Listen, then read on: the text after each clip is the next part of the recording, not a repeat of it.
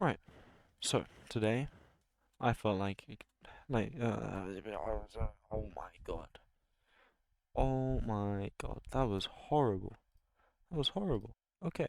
So today I felt like sharing with the world all the really cool things that I've learned about holomorphic dynamics. Essentially fractals and all the random really cool maths that I've heard about. Now it might seem like a quite messy title, but let's get straight into it. Where do our cool fractals come from? This is extremely important to look at first because otherwise none of it's going to make any sense. Now I'm going to immediately explain this with some more jargon. They come from any holomorphic function. This makes it extremely easy to understand for anyone. But essentially, a holomorphic function is a function that is complex differentiable. This essentially means that you know how you have a function like y equals x, and if you differentiate it, you can put in complex numbers and still get a number out. I think this applies for most functions. Don't worry about it too much. It's a very broad set of things. I don't actually know any exceptions. Today we'll be looking at the Mandelbrot set and a bunch of cool things around that, and fractals made by the Newton-Raphson method. I know here I've written Newton's method, but some guy called Raphson also did some work on it. It's fairly simple though, and is covered in Chapter 10 of Pure Maths in A Level, Year 2, and Excel. That's just in case anyone I know watches it, so they'll know that they'll be covering it. Anyway, here is the Mandelbrot set, and I hope I'm not going too fast. But anyway, look how cool it is. It's such a like cool looking thing. I know you might look at that and feel really daunted, like it's so complex. But essentially, it's just a bunch of maths. There's not even that complicated maths. In order to make it, I know there's a lot of complicated maths surrounding it, but it's not that bad. So first, let's look at what is the Mandelbrot set. Here it is. The set is all the numbers in black, and other colours reflect how far away from the set they are after a large number of iterations. So after a long time, if it's still close to the set, it will be some of these really bright colours here. And if it just goes off to infinity really quickly, it'll be like the dark blue down the bottom left here. Hope that makes sense. And the function is simply zn plus 1 equals zn squared plus c. So you just have a value of c, say it's 1 or something. No, it won't be 1, but like, maybe it will be, it'll be roughly here. And then you just do 1 squared plus 1. That'll give you 2. You do 2 squared plus 1. Now that will go to infinity. That will go off to wherever. But this is a 2D set of numbers because it includes complex numbers. Basically, has a real component and an imaginary component. Think of the y-axis as um, the imaginary component. And the condition for this Mandelbrot set to exist is that z0 has to equal 0 at every time you do it. The first value of it has to be 0. So essentially, z1 becomes c. Now if we look at it again, we can see that 0, 0 is around here, where the big red arrow points to. It is shown on grid in small format later. But for now, let's move on to the basics of the Newton-Raphson method and how we get Newton's fractal before we come back and look at some cool maths on holomorphic dynamics for the Mandelbrot set. Don't know why I specified the title again, but here we are. Now, what is the Newton-Raphson method? It's a method used to approximate the roots of a polynomial equation. Polynomial equation, just any like thing where you have y equals x squared, x cubed, x to the a quartic one, so x to the 4, x to the 5, and it goes on forever. You know what a polynomial is. This is useful because there is no quintic or higher order formula. We don't know how to make one. We can't use the set of functions we currently have at our disposal, whether that be anything trigonometric, like sine, cos, tan, whatever, anything involving just normal things like addition, square root, whatnot. And it's made even worse by the fact if you see the quartic formula or the cubic formula, it is absolutely like ridiculous, especially when you compare it to the quadratic formula, which isn't that simple. And an x value, oh sorry, that's just why we have the Newton method. And essentially, the way it works is you pick a value, you differentiate it to find the gradient at that point, and then you use this to draw a tangent at the location of this value, and wherever it intercepts the y-axis, this is where you get the next value of x, and you keep doing this, and eventually get really close to the root. It looks something like this, but essentially you pick x0 is here, just anywhere that happens to be here, then you differentiate here, or like just find the gradient. You get your new value where it intercepts the y-axis at x1, do the same thing again, get x2, and you can see eventually it gets towards this root, and the steps become smaller and smaller. Now, let's give it just quick another example, just for fun, in case a bit too much. We've got our graph here. I believe this is z cubed minus 1. Essentially, we can see the only real root of this equation is x equals 1. So the only time when y equals 0. This means that, say if we pick 3. 3 is the number we picked, and clearly the value on this of 3 is somewhere up here at 26. And what's the gradient at x equals 3, y equals 26? Doesn't matter, I don't need to calculate that, but essentially we draw a tangent at that point, and that's our amazing green line. And that comes down here, somewhere around 2, just above. Then we go back up to 8, y equals 8, and draw a tangent there. And then we come down to here, roughly 1.4 something. And you can keep doing this, and you get the purple line, and you see how eventually it tends towards x equals 1. Now already, without looking at complex numbers and anything, if you get exactly x equals 0, it will never tend to a root, because not only are there no imaginary components, so it can't tend to one of the two complex roots of the equation, which they are, because there's only one real root, it's cubic. Doesn't tend to this root either, because it'll be a perfect straight line, as the gradient at this point is 0. But anyway, that's not too important for what we're looking at, it's just it can easily be noted in the links inside the stuff. So, what does a Newton's fractal look like? Essentially, it's when you, instead of having your line of real numbers, you get an Argand diagram of all complex numbers, and here there will be roots. I believe for this one in the middle here where my mouse is, the blue root is somewhere over here. So it's not even on the picture, but that's not important.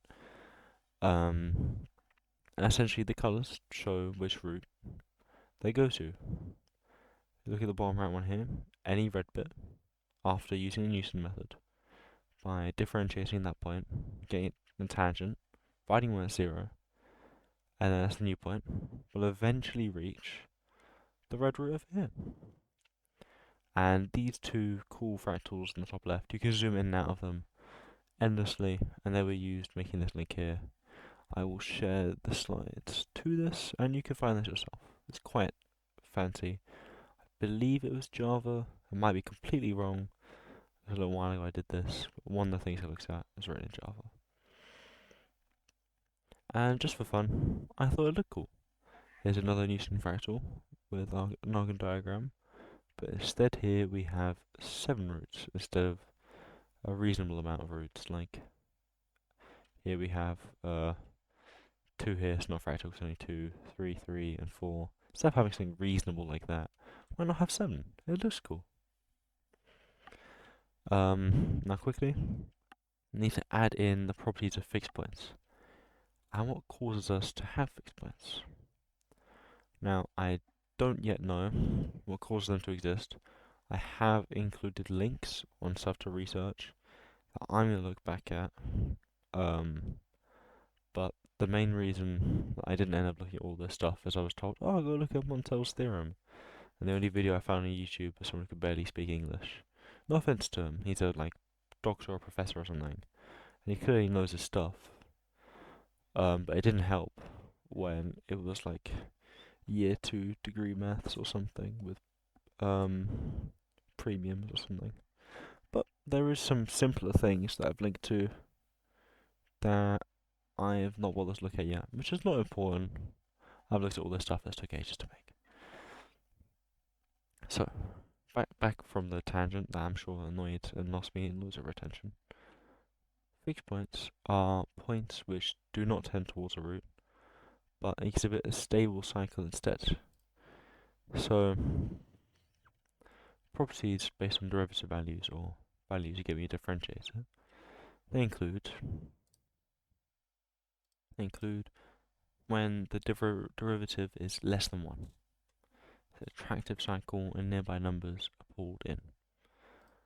When the derivative is equal to 1, doesn't affect any other numbers nearby, and when it's bigger than 1, it's repelling.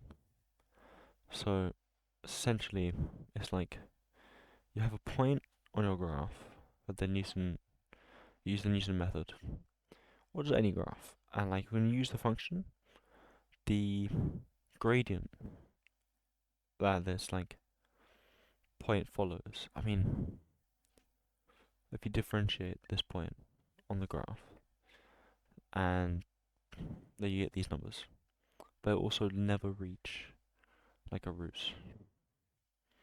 It goes in a cycle. This cycle could mean it stays in the same place forever. Could mean it goes between 2 points. It goes from one place to another place, back to the same place, but it has to be the exact same places. Or it goes on a cycle between 30 different points, and it might not even appear to be a fixed point until you've done 120 iterations. But that can still be a fixed point, and a bunch of math can be done to identify those, and that's quite cool. It never kind of leaves this pattern, like how all of the other points in the graph tend to, well, especially in the Newton method, tend to a root.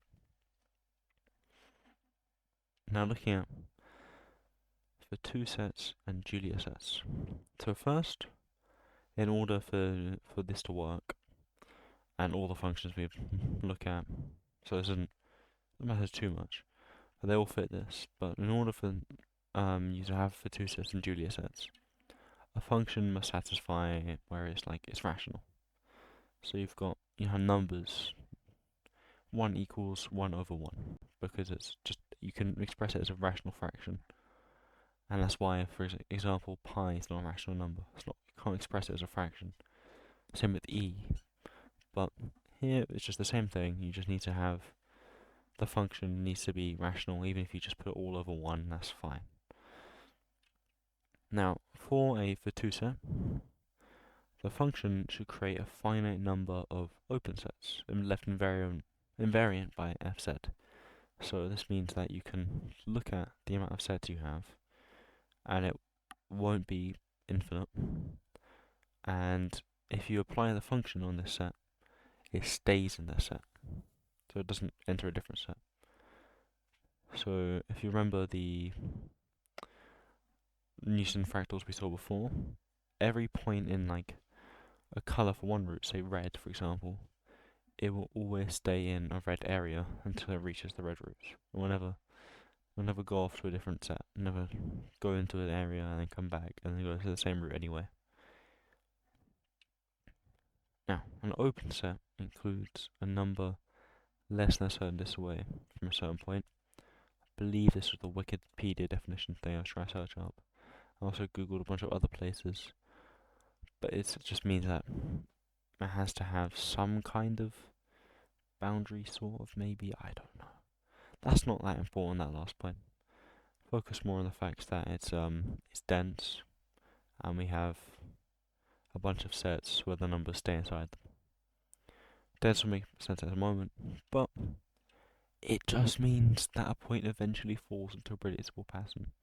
So all it means, eventually we can understand what this point is doing after we use the function on it a bunch of times, so a fractal. So all it means. just got a number in a set, do a thing a bunch of times, and predictable pattern. Just makes sense in a minute. I've got a little diagram thing. Involves a lot of mass movement. Anyway, cool. Julia sets. These are the complement for two sets. This means they are the exact opposite of the two sets. They are nowhere dense. They have no interior points. They are an uncountable set. And they have a set of limit points for every point in the entire plane, or like every single point ever, with at most two exceptions. This is because normally, especially for Mandelbrot set, Julia set is on the boundary between sets, so it is inherently chaotic. Now, what do these look like? Here's the same. Here's a Newton fractal for the same function that we looked at earlier, where we had the like tangents, and we looked at Newton's method just for real numbers, just like a normal graph. We did that for z cubed minus 1. Now here we can see, in fact, that the red tends to a real root here, where z is 1. Well, x is 1, basically. You could just think of this entire like straight line through the middle as real numbers with no imaginary component.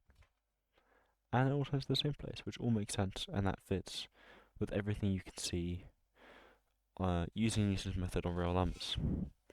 But we can also see that we have green bits and blue bits. And these go to roots here and roots here. These are complex roots, so you can't express them on the number line because they have an imaginary component. Here, this is essentially a graph where the x-axis is real component, y-axis is imaginary component, just like other fractals we looked at. And now, while we look at this, we can first say, well, clearly these red bits and the blue bits and the green bits are dense. They have points inside of them. They aren't not dense. This fits the idea of being for two set. And any green point, even if it's like down tiny little bit down there somewhere, will eventually go to this green root. Might take a while. Not saying it won't, especially if you pick some weird little bit down there. I say weird, but you know what I mean. Far zoomed in. But it will do it eventually. Same for blue bits, same for red bits. This means that they stay within the set. And the other thing to look at is, why do we have these blobs? Why does it make a fractal? Why can't we just have clear boundaries between the points?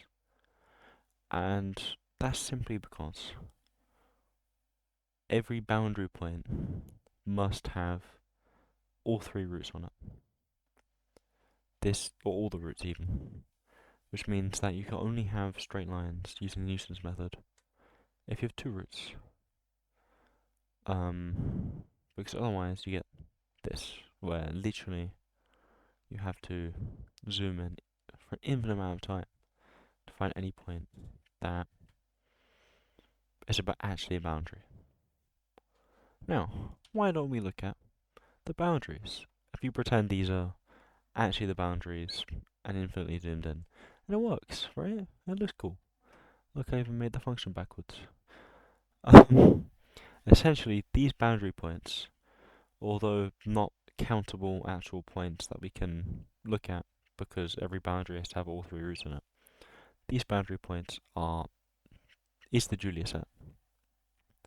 Anything you do to the Julia set is inherently chaotic. And if you zoom in a lot, and make a very small circle somewhere around a boundary point, and you do Newton-Raphson method on all of these sets of points, it'll eventually go everywhere. Will like go spread out across big area and like have repel from each other and be really chaotic, simply because it's right on the boundary. Really small differences in movement creates big changes. Now, let's look at some really fun example Julia sets for the Mandelbrot set. It's slightly different with the Mandelbrot set. Instead of just saying it's this boundary here on this really low poly image that I stole from some website, it's actually so normally the Mandelbrot set is zn plus 1 equals zn squared plus c. So you just get the previous z, square it, and add a value. The Julia sets are when you pick a value, so say like minus 1, 0 plus 0.1i or something, roughly here. And then you use that as your z0 instead of 0, 0. And there's the boundary of that. Essentially, if you look through all of them, tends to create like a 3D object, I think. It might even be 4D, but that's not important. I've left links here to explore them. And with this amazing link here, you can make these really cool Julia set fractals. So say look at the right one here. When c is 0.3 and 0.5 something, so roughly here, say. Up here somewhere. Oh, that's backwards, not forwards. Do you get this? And the first value of z is also c, not 0. Makes things completely different. Some reason, I promise. And then the Julia set of this will be the boundary of this point. So you have a Julia set for every single c value, rather than having one Julia set, which means we technically have an infinite number of possible Julia sets. Well, not possible, but like infinite number of Julia sets. There are technically limited possibilities, but there's an infinite amount of possibilities. By that I mean there's some things that you won't see, because this will still be in like a bounded region. It's not going to expand off forever. But the shapes are technically, and a lot of things possible. And here's some other cool ones. I especially thought this one on the right here was really cool, where you just had a really small real component, and I tried to get the imaginary component as small as possible. All of this is made using this link, all 4 of these, and I'll be sharing that. Now, next slide, we have going over what I tried to explain quite poorly a minute ago. A tiny disk around Julia set point eventually hits every point in the plane, at most 2 exceptions. What that means is if you draw a circle around any boundary here, it goes everywhere. Literally everywhere, with most 2 exceptions, same as what I said earlier. Now, this is in part due to repelling fixed points, which can be found on these. I don't know how you find those, but I believe some of this is included in this really cool link here. And some of this also in the client J function stuff. I do want to look at this link myself. I have looked at it briefly.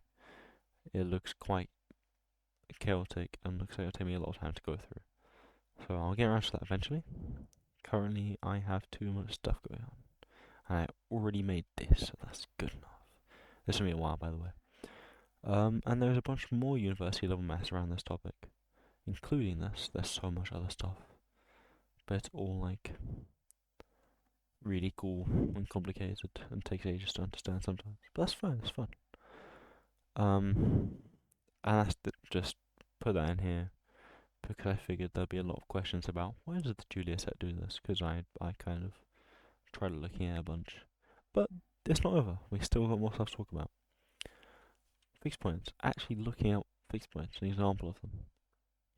So they can be found on for 2 sets. In this graph, the points in black, so you see here, they don't tend to root. They are in attracting cycles, and the points in the center of these areas will be the eventual fixed points that all of these values will meet.